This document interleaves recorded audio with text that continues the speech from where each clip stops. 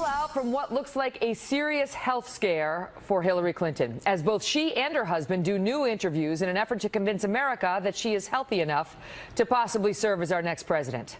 Welcome to the Kelly File, everyone. I'm Megyn Kelly. At this hour, Hillary Clinton was supposed to be attending a fundraiser in California. Instead, she's at her home in Chappaqua, New York, unable to travel due to illness and having to resort to a telephone interview in the last hour.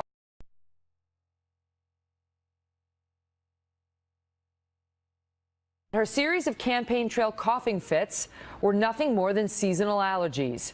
That was until she attended the 9/11 memorial yesterday, and a now viral video showed her collapsing as she left. At first, the campaign kept the press in the dark about her condition.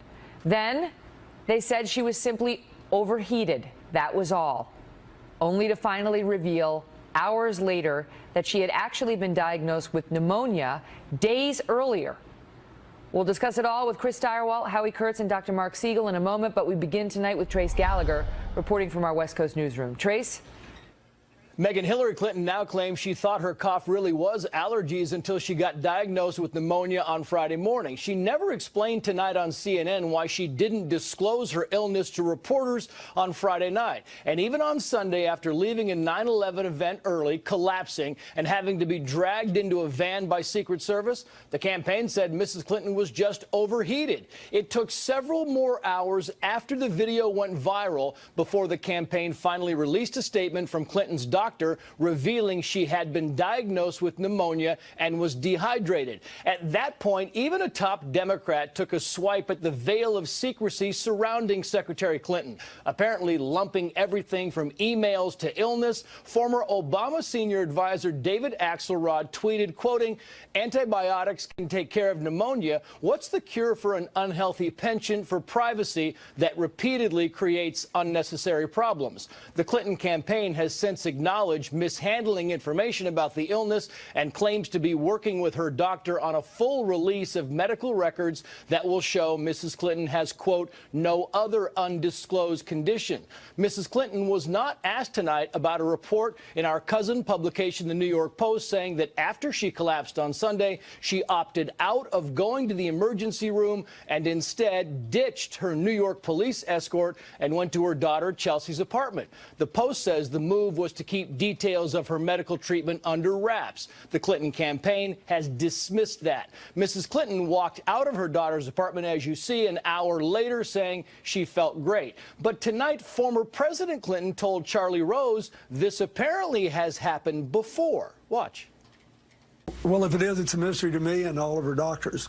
Rarely, but on more than one occasion over the last many, many years, the same sort of things happened to her when she just got severely dehydrated.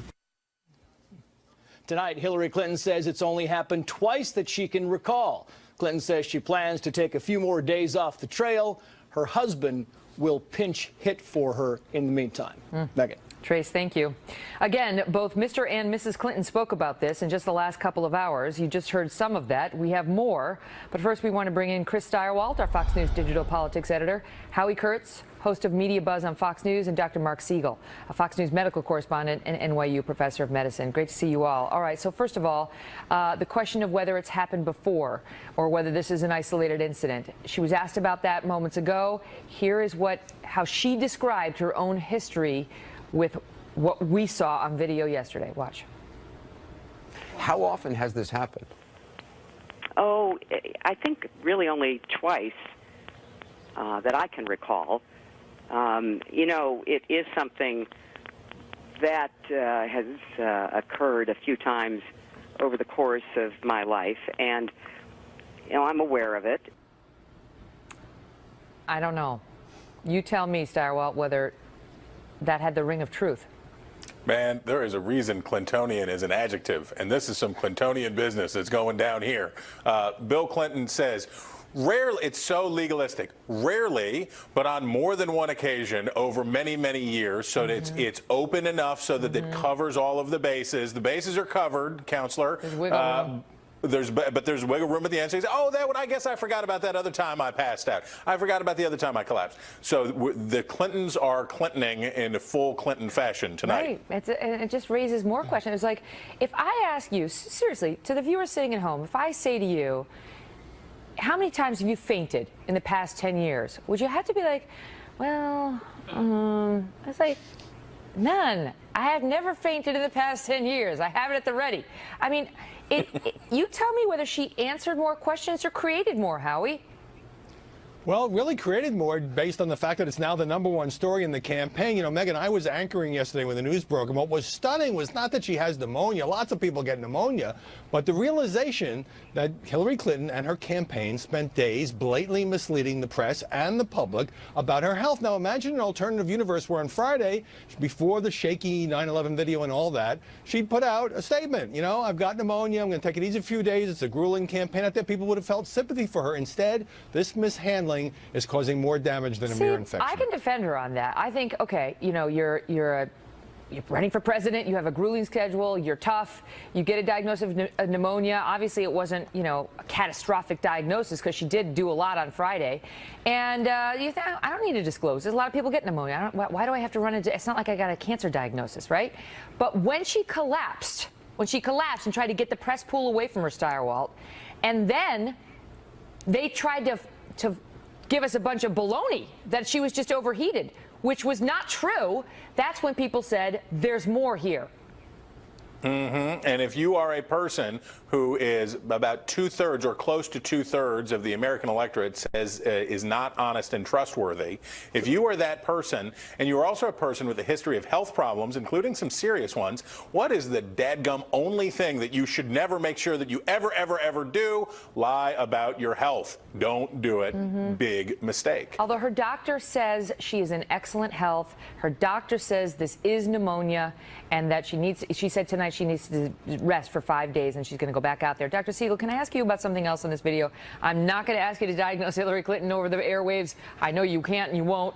But she did say tonight that she never lost consciousness.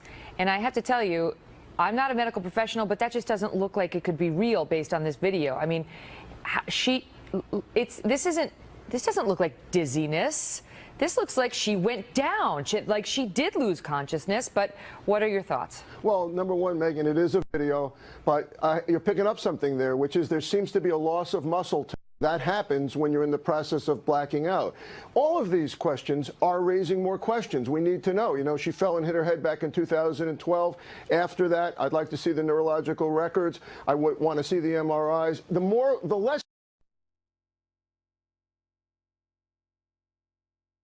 in the media. If we don't have the facts, we speculate. We cannot make a diagnosis here, and no doctor should.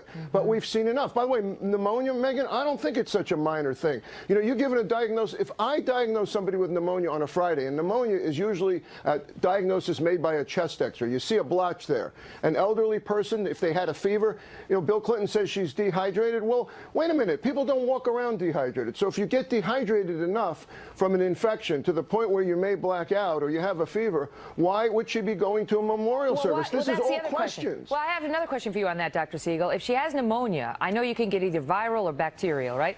But in either one, should you be at a crowded memorial event? Should you be shaking hands with a bunch of people? Should you be hugging a little girl? Should you be going to visit your daughter with her 2 babies? Absolutely not. And by the way, you can't always tell the difference between viral and bacterial pneumonia. That's probably why Dr. Bardak put her on antibiotics. If she's coughing, if she had something on an X-ray, if she had a fever, she give her antibiotics just to make sure. You should be alone. Condemn her for being irresponsible, right, with the shaking of the hands. The question is whether we're being given the straight truth about what she's actually ailing from. Wait, I want to get this soundbite in about the transparency. This is how she's trying to spin it now to put it back on Trump. Can you listen? Watch. Donald Trump's doctor said he'd be the healthiest president in history. That's just not even serious. And I've released nearly 40 years of tax returns. He hasn't released one.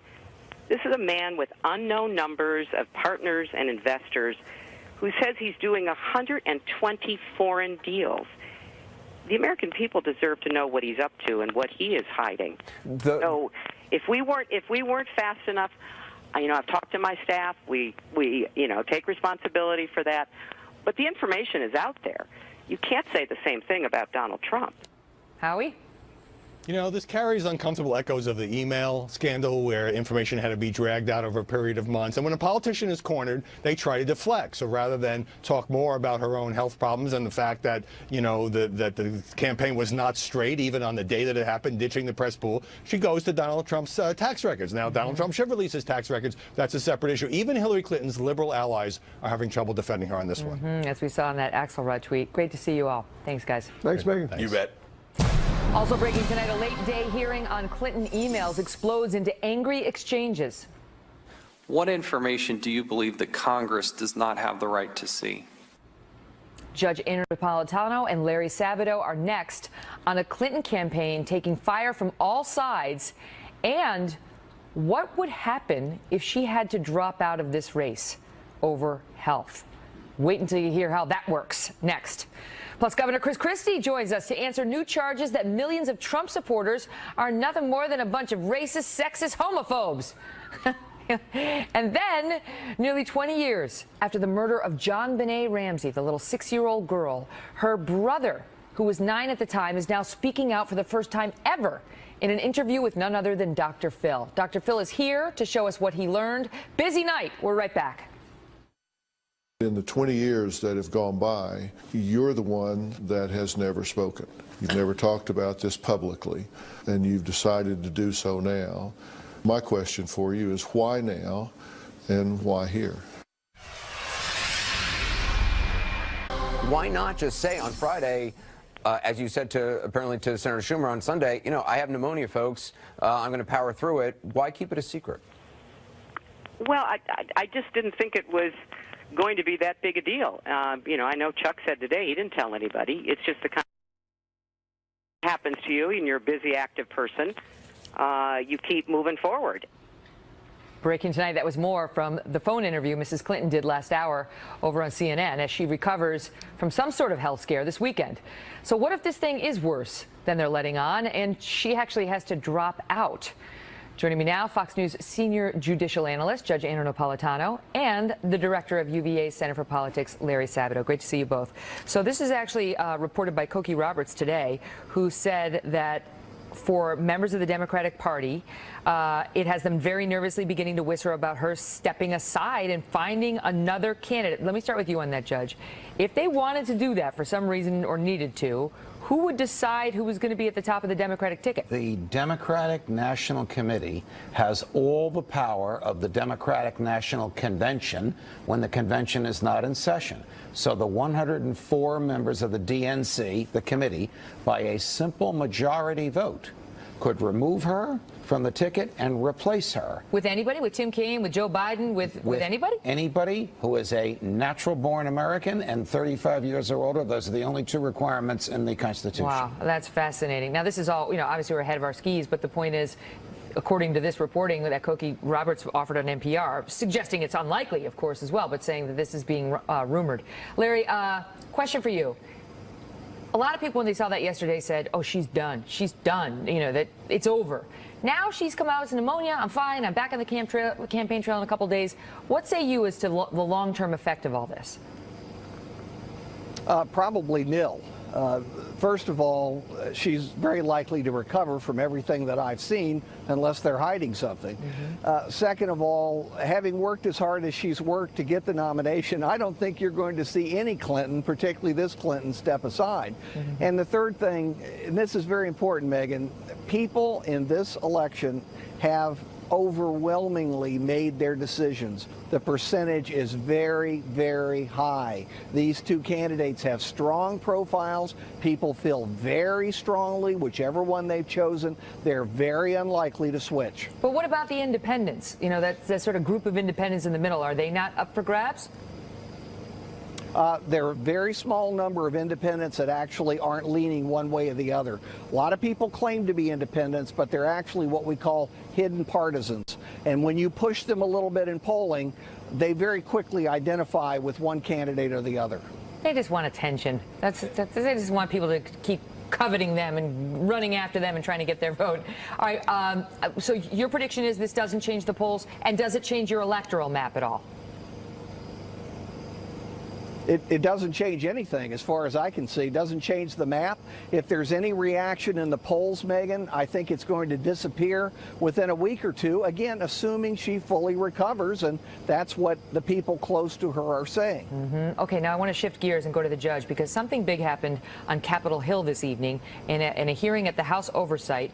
They were cross-examining the FBI Correct. about, you tell us, give us the overview before we play the soundbite. This is the House Governmental Oversight Committee, chaired by Congressman Jason Chaffetz, is furious that the FBI has released selected portions of its file about Mrs. Clinton. At the same time the FBI was being interrogated by Congressman Chaffetz, his opposite number in the Senate, Senator Grassley, the chair of the Senate Judiciary Committee, was making a speech about the same thing. Okay, so both bodies are upset. Quickly, go ahead. How did the FBI decide what to keep secret and what to release, and how can they do that to the Congress? Our representatives feel that the FBI held back too much, that our representatives get to see more. And watch what happened when the FBI testified today. Will the FBI provide to Congress the full file with no redactions of personal identifiable information? I cannot make that commitment sitting here today. Then I'm going to issue a subpoena, and I'm going to do it right now. So let's go. I've signed this subpoena. We want all the 302s, and we would like the full file. You can accept service on behalf of the FBI? Certainly. You are hereby served. This is dramatic and legally effective. The FBI, which rarely receives subpoenas, received one on national television. They will have to go to a federal judge now to argue why they shouldn't have to comply with that subpoena. They're going to have to give up a lot of information about who they talked to in the Hillary investigation that they didn't want to give up. Precisely. They can't tell the Congress what the Congress can read and not read. Fascinating. Judge, great to see you. Larry Sabato, you too. Thank you for being here. Pleasure. Also tonight, new fallout after a number of NFL players decide to protest the national anthem on 9/11. Plus, Hillary Clinton refers to millions of Trump supporters as, quote, racist, sexist, and homophobic. And that was just the warm-up. Governor Chris Christie has showed he's here. Emma Kelly filed to respond before outspoken New York Times columnist Maureen Dowd makes her very first Kelly File appearance with some wild stories showing why this election is unlike any other. Don't go away. Every 15 minutes, Fox News headlines 24/7, channel 115. Speaking to wealthy donors, Hillary Clinton called tens of millions of Americans deplorable. You could put half of Trump supporters into what I call the basket of deplorables.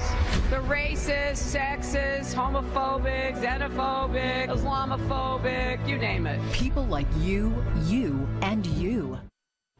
Well, that was just part of a new ad just released today by the Trump campaign on what has become a hot issue.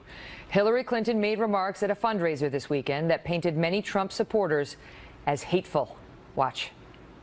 You know, to just be grossly generalistic, you could put half of Trump supporters into what I call the basket of deplorables. Right? The racist, sexist, homophobic, xenophobic, Islamophobic, you name it. And unfortunately, there are people like that. And he has lifted them up. We have a powerful lineup for you on the fallout for both campaigns tonight, including Governor Chris Christie with the word from Donald Trump's inner circle, and best-selling author and New York Times columnist Maureen Dowd on the fallout for Hillary. But first, we go to campaign Carl Cameron, who was at the site of an earlier Trump event in Asheville, North Carolina, with how this played out on the trail today. Carl? Well, very aggressively, obviously, Megyn. From the moment Hillary Clinton uttered her basket of deplorables line, the Trump campaign was getting ready to run ads. And now that ad blitz will go in the four most key states for Donald Trump: Florida, Ohio, Pennsylvania, and here in North Carolina. And it'll be a very aggressive multi-million-dollar buy. Trump is making the argument that Hillary Clinton is debasing and deriding the American public, American voters. And to illustrate his disagreement with that, he brought a handful of folks up on stage today to explain why they, black, white, Hispanic, were not xenophobic, homophobic, Islamophobic, or any of the others, and trashed Hillary Clinton, saying that this statement makes her now officially unelectable. Watch. Hillary Clinton has been running a hate-filled and negative campaign with no policy, no solutions, and no new ideas. Hillary Clinton can never be president of this country. Not.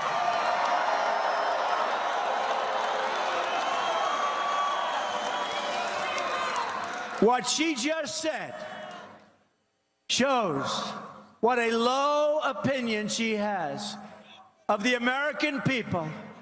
We just can't let that happen, folks.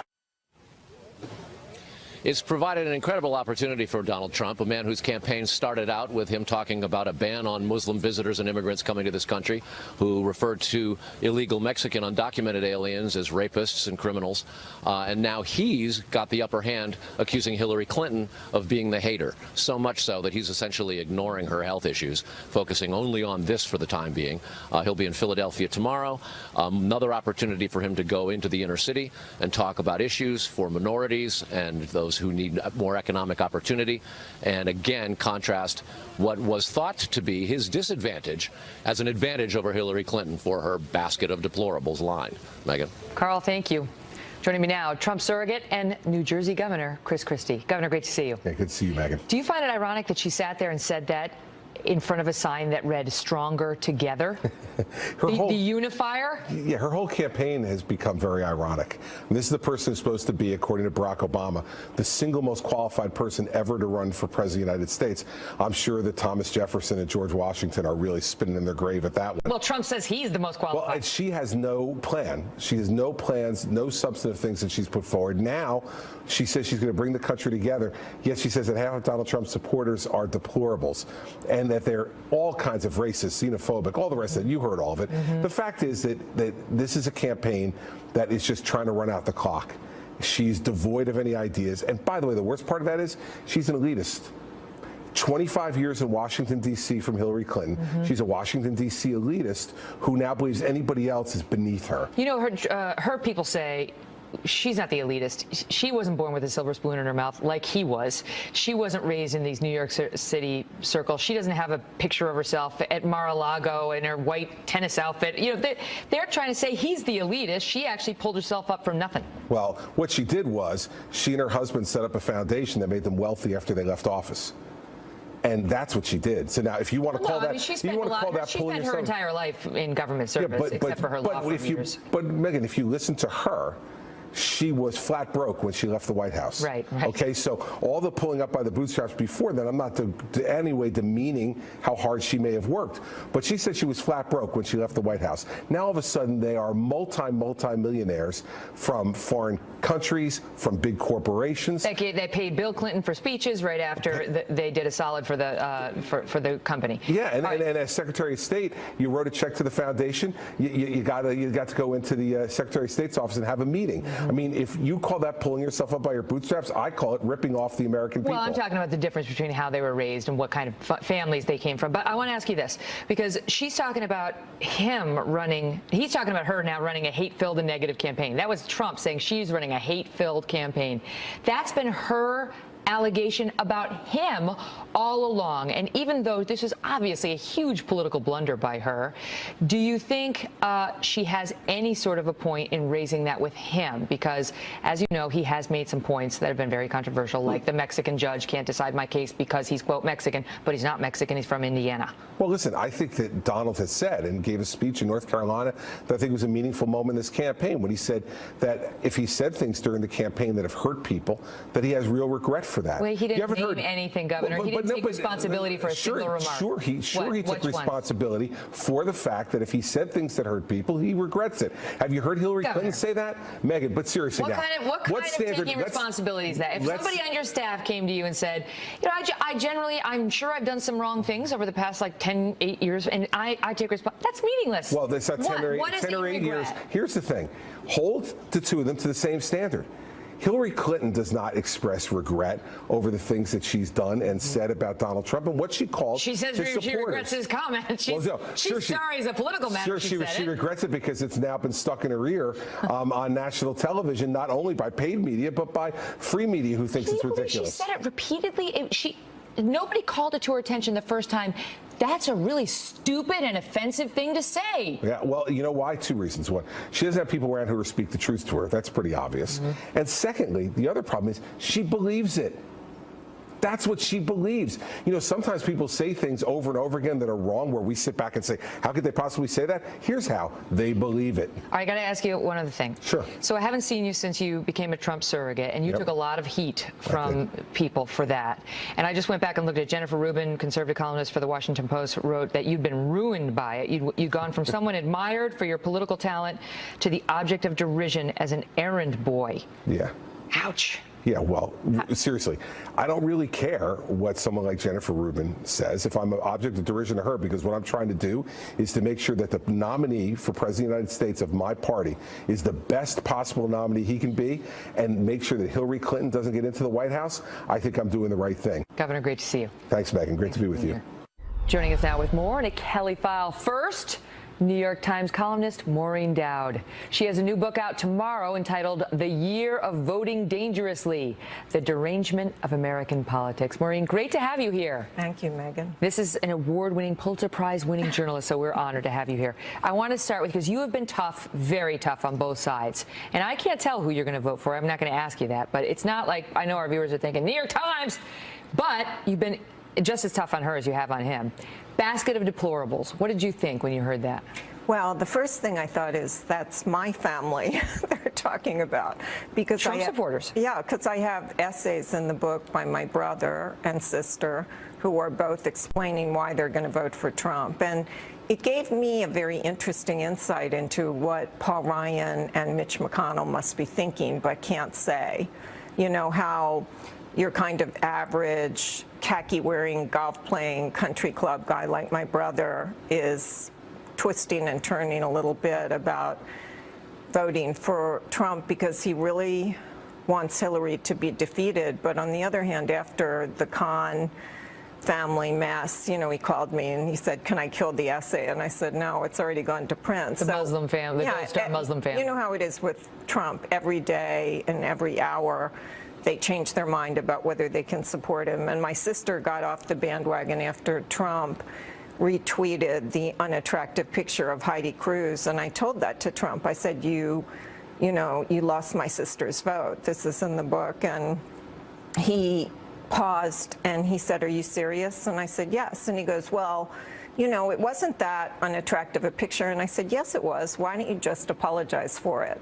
And he apologized. So that was an amazing. That was an amazing accomplishment. Yeah. And that, well, I remember that column because you mentioned me in there and my dust up with him, suggesting this is not helping you. Well, I think he also kind of came around and realized that was true of you, because the first time I interviewed him in this cycle, he asked me about the question you had asked him at the debate, and I said, it is absolutely legitimate. You are going to have to explain all of those misogynist comments about women, and, you know, you should have just answered her. And then when it continued, I said, there's no way, your numbers are dropping with women. There is no way you can take on this respected newswoman and expect to have women come around to you. And I think he thought about that too. Well, thank you for that. I was glad to put that mess behind us. But let's talk about her some more, because so much has happened just in the past couple of days. You've been studying the Clintons for a long time. Right. This business with her health. Right. They want us to give them the benefit of the doubt now, that it really is pneumonia, that they knew that since Friday, that half the team has pneumonia. Have they earned it? Have they earned the benefit of the doubt, the Clintons? No, and, you know, I agree with David Axelrod, who said it isn't about the health, it's about the stealth. The health issue this week is a perfect microcosm of why she has problems. And, you know, I started covering her in '92 when she first came on the scene, just as I did Trump in '99. And that's why I thought, you know, I could give some context to this. And this is the exact same pattern she follows every time, where Trump has his wall and she has her wall of defensiveness and secretiveness and just pushing back. The press can't know anything. And each time it gets worse, because that spirals into a snowball. And the press and her foes get into a frenzy. And then the whole thing is so much worse when it starts out as relatively mundane. Yeah, and what I love about you, some people have criticized Maureen Dowd for being too focused on the person and not enough on the policy in her columns. That's what I love. Right. Because we can get to policy anywhere. I like the introspection that you can offer on any given person. I mean, you force us to sort of get into their psyche. And here's just one line, right, from an excerpt from the book, talking about this is the most epic battle of the sexes between Trump and Clinton. The former First Lady and first woman ever to run for president as the nominee of a major party is going up against a thrice-married Rat Pack reality TV star who still calls women sweetheart and rates their racks. That's just in the introduction. This is my kind of book. It's called The Year of Voting Dangerously, and it's got a great cover, too. But it's stories that help you get to know the candidates in a way that's not going to bore you to death. In fact, it's actually really entertaining, and I appreciate you writing it and for being here, too, on the Kelly File, Maureen. Thanks, Megan. Good luck with it. Thank you. So it's not introspection when you're offering it about somebody else, but you get my meaning. I get nervous when I'm talking to a Pulitzer Prize winner. It's like, crap, I don't think I'm saying the right words. And I wasn't. Coming up, while some NFL players decided to protest the national anthem on 9/11 of all days, a couple of players in New York went another way, and we'll bring you their story ahead. And next, for the first time in 20 years since the murder of JonBenét Ramsey, a little 6-year-old girl, her brother, Burke, who was 9 at the time, has now granted a major media interview, sitting down with Dr. Phil McGraw, and he joins us next on what he thinks of Burke and why this interview could change everything.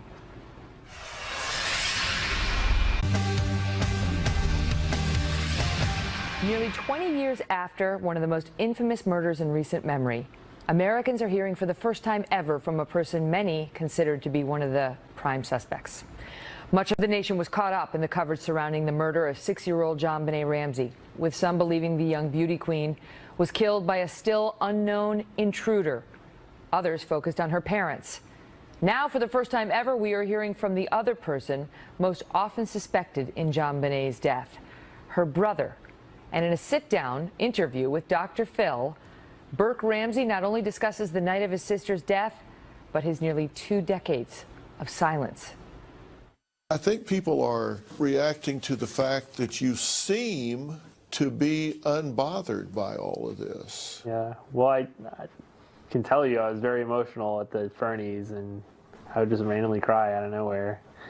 I guess it's a combination of sitting in there with this weird guy that I'd never talked to before and asking me all these personal questions.